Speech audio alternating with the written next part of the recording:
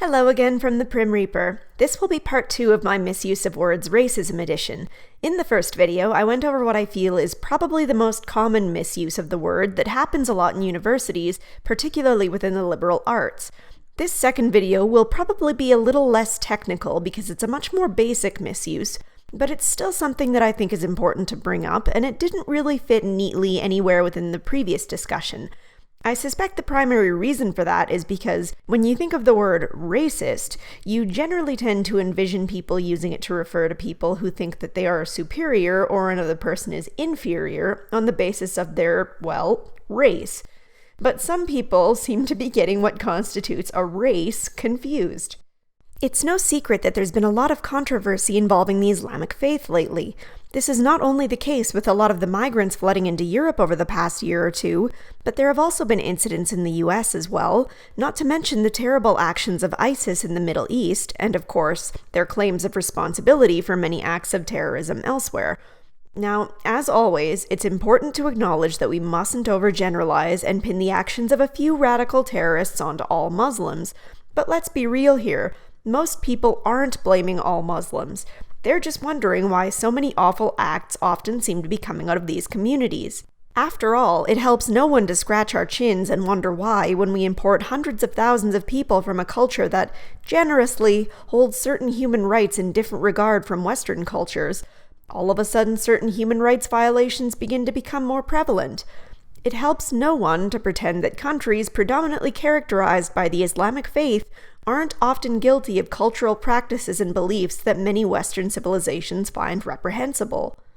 Unfortunately, a lot of people are hesitant to acknowledge these things. Why? I think it's mainly due to two different categories of thought: the altruistic and the avoidance of judgment. Let me explain. The first category, the altruistic, comes out of a mindset that espouses values such as tolerance, helping those in need, and even, to an extreme sense, self-sacrifice. People who hold this viewpoint will minimize any kind of negative behavior coming from these communities and brush it aside in favor of thoughts such as, "Of course I should strive to help these people. After all, it's only a very small minority of extremists that are causing problems, and it would be terrible not to help them all simply to avoid a few bad apples." Or, "Of course I would want to be helped if I were in their shoes. It's only natural for me to want to help them, and I'm sure they'll appreciate it just as much as I would." And surely, some of them will. But others will come to the tolerant, liberal, sexually open Western cultures and will feel disgust, even hatred. Some who feel this way will simply self-segregate and refuse to associate with their new home, but others will turn to more aggressive means of expressing those feelings. But this is what I mean when I say self-sacrifice. Some people with this altruistic motivation behind their action, or rather, inaction, will see the poor struggling families in these cultures and think, it doesn't matter if some terrorists are allowed in or are fostered over time in segregated ghettos, because a lot of terrorists are second generation, not first, due to growing up in the ghettos hateful of Western culture that I mentioned before, as long as we can help those families in need, all the while giving comparably little thought to those who are lost in the resulting attacks, be they other Muslims or their fellow countrymen, suggesting that these problems could be mitigated by reducing the amount of new immigrants being accepted and/or increasing efforts to help these newcomers integrate into the communities to avoid risking the development of ghettos, will often only be seen as an excuse to help fewer people by the altruistic, and this will often lead to judgment upon those who dare to suggest such a thing. Now, people who avoid criticism of Islam due to the avoidance of judgment from other people are generally seeking to avoid two labels: Islamophobia and, of course, racism. I'm not going to acknowledge Islamophobia now. My next video in the Misuse of Words series will be on the use of the word phobia in general, and I'll cover it there instead, as well as several of the more specific actions and beliefs attributable to Islam. However, as previously stated, people are all too eager to take the word racism and misuse it in the context of criticizing Islam. Of course, as most of us are probably already aware, Islam is not a race. It is a religion, the same as Christianity, Mormonism, Hinduism, the list goes on. Now, the irony of this misuse is that it's actually a little bit racist in itself. It implies that the only Muslims these people have in mind are those with brown skin. Now, I'm not going to pretend that there aren't people who are in fact racist to people with brown skin, People that hurl racial slurs, or characterize brown-skinned individuals with stereotypes, or assume that all people of brown skin must be Muslim rather than any other religion, especially when confused with religions like Sikhism or Hinduism. But that's not what I'm talking about here. What I'm talking about is people criticizing certain tenets of Islam that are incompatible with Western values, and people coming out and pointing fingers at these critics, shouting, "Well, you're just saying that because you're obviously racist against Muslims." Never mind the fact that, as I showed in the last video, there are Muslims clear across the human racial spectrum. I have my own personal story involved with this particular sort of misuse, and I thought it might be fun to interrupt this and share it with you guys. A relative of mine posted an article saying that Canada is the last country in the world to embrace multiculturalism a few days after Trump was elected. Now, this relative is pretty firmly in the "is basically a social justice warrior without coming right out and saying it" type. To put it in perspective, he's the sort who has his 10-year-old son talking about the evils of the conservatives, which, in my opinion, is entirely inappropriate and kind of gross, but I won't languish on it. So I don't know what I expected when I decided to respond to the posted article, but I probably should have been more prepared than I was. Me and my darn persistent optimism. Anyway, I won't read the entire argument as that would take ages. I'll try to give you guys the cliff notes that basically summarize the whole thing. My first response went as follows. Brace yourself. I don't think you guys are prepared for the level of sheer far right-wing conservatism you're about to hear from me. Unfortunately, I feel like a lot of countries in Europe that initially fully embraced multiculturalism have been burned by it. God knows how many examples one can find of stuff going wrong with unchecked multiculturalism over there. I think that embracing different cultures is a good and healthy thing for a country to do, but I also think that people coming to a culture to make their new permanent residence should make some effort to respect that culture's traditions and values. Otherwise, you just get small segregated groups that don't always cohabitate peacefully with the dominant culture. I think it's normal and totally understandable for people to want to preserve their culture. Also, unfortunately, I think that there are some cultures that do sadly have very differing values, and they don't always work very well together. I think that we should work hard to overcome these differences, but I do sympathize with people that are hesitant. There have to be reasonable checks on new immigrants, I think, otherwise you end up getting scenarios like Nice or Orlando. I know, crazy, right? That was so blatantly right-wing, I'm pretty sure I could give Ann Coulter a run for her money right now. But seriously, all kidding aside, I thought I was being pretty calm and reasoned on this. I feel like it's important to be respectful, tolerant, and accepting wherever possible, as well as to help those who are in need. However, this has to be done in a reasonably cautious manner to protect the rights and freedoms that we enjoy as well. If we accept so many people who disagree with Western liberties that they wind up overrunning our systems and turning our country into a third world nightmare, how is that going to be helpful for either the people who live here or the people who are trying to escape their own war-torn areas? It's only sensible. Anyway, my relative challenged me with all kinds of things that I basically never implied. He stated that there has to be give and take on both sides. Never mind the fact that I never said that we shouldn't help newcomers to integrate, and that some people take longer than others to properly integrate, to which I said that some people do try harder than others to do so, while some prefer to stick to their own groups and never make that effort. You see this a lot in no-go zones in France, Germany, and Sweden at the moment. I was also asked what I would want if I were in the Syrians' position. What would I want? What would I expect? I would be perfectly okay with going through a proper vetting process with my loved ones. I would be grateful to the country allowing me to come to them when they didn't have to. I would make every effort to learn their language and to contribute to that nation in any way that I could. You know, appreciation for what I'm being given. I think that should be only natural. Unfortunately, a lot of the migrants in Europe are not behaving in quite so gracious a manner. Now, don't get me wrong, I was very clear, or at least I thought that I was, in saying that I don't think that all refugees should be refused because of a few bad people, because I know they're not all like that. But I do think that there needs to be a proper system in place to prevent as many of those attacks as possible. After all, it's really easy for some people to dismiss attacks like that as being just something we have to deal with until the victims include someone from their own family.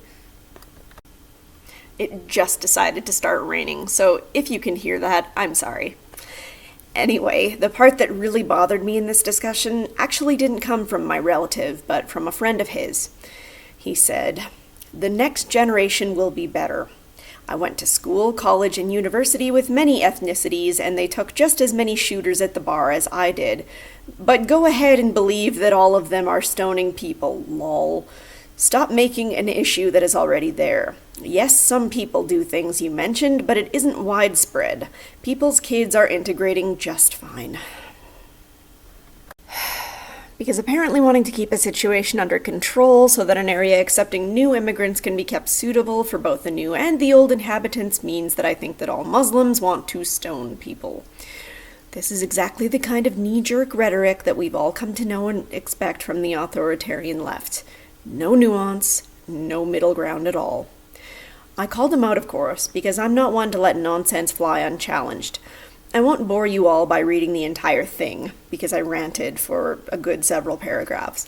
But to summarize, I told him not to put words in my mouth, that saying that we need regulations does not mean that I distrust all Muslims or all immigrants, and that if he can't argue fairly based on what was actually said without projecting artificial perspectives on me to prop himself up, we should just end the conversation.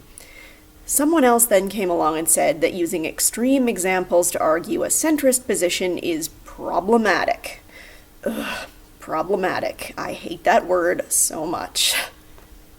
Anyway, again, this calls into question where exactly I said anything extreme. Perhaps it's the part where I said that maybe we shouldn't just allow millions of people into the country unchecked. I guess that's considered extremist now. I responded by saying nobody would say I should pick up any homeless bum in the street and just give him my spare bedroom without any vetting. Nobody would say that I should just pick up some hitchhiker randomly on the road.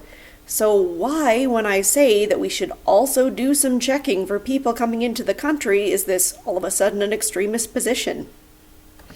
I ended the conversation by saying that a lot of classical liberals and centrists are actually beginning to lean further right now because the left is too busy calling people racist, sexist, whatever phobic, if anyone expresses a shred of doubt for extreme left positions. That being called as such myself, when I've said nothing of the sort, is not only unfair and unjustified, but exhausting to argue with as well. After all, when someone sees caution and replaces that in their mind with racism, it's pretty clear that they've already dismissed you in their mind and will be less likely to hear anything further that you have to say. Case in point, that person never responded again after his post accusing me of saying that all Muslims wanted to stone people. Go figure. So, why is this misuse a big deal? Because some countries are beginning to treat the Islamic faith with different weight than they would treat any other religion. Many of you are probably already aware of Canada's Motion M103. People have been referring to it as an Islamophobia bill or law, but I want to stress that it's only a non-legally binding motion for now. I'll read the juicy bits of the motion so that you can be aware of what we're actually dealing with at this point.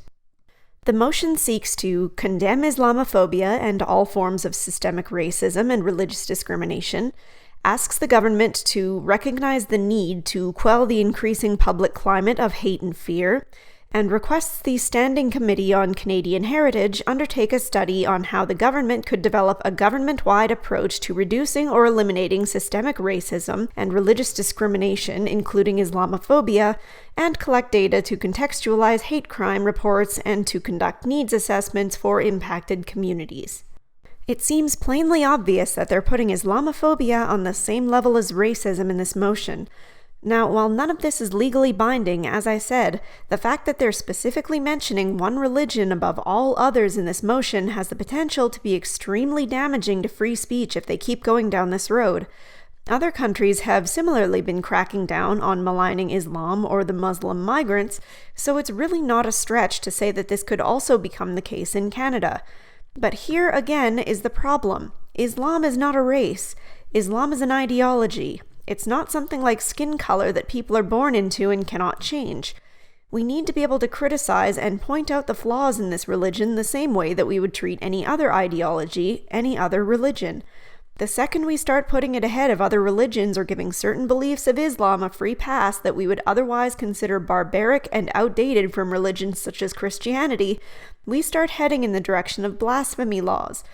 There are already areas in the world which carry a death sentence for blasphemy, but we need only to look to history to see some of the wider atrocities carried out in the name of religion when it is allowed to go on unchallenged. In closing, should we strive to be respectful of people wherever possible and avoid making generalizations about or mistreating an entire group based on the actions of a few?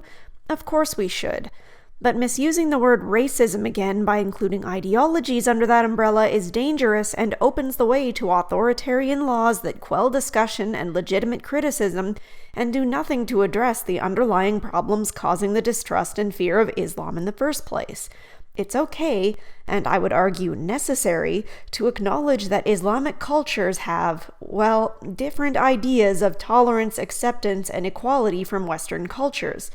This does not mean that we need to sequester ourselves away from these cultures or avoid helping people from these areas entirely. What it does mean is that when we accept migrants from these areas, we need to do so in a controlled manner and work extra hard to help them integrate into a culture that is vastly different from their own. This isn't racism, it's common sense. Anyway, I'll be starting work on the next Misuse of Words video, which will be phobia as a general term. As I mentioned before, I'll go over a few more specifics of Islam in that video that I purposefully avoided here.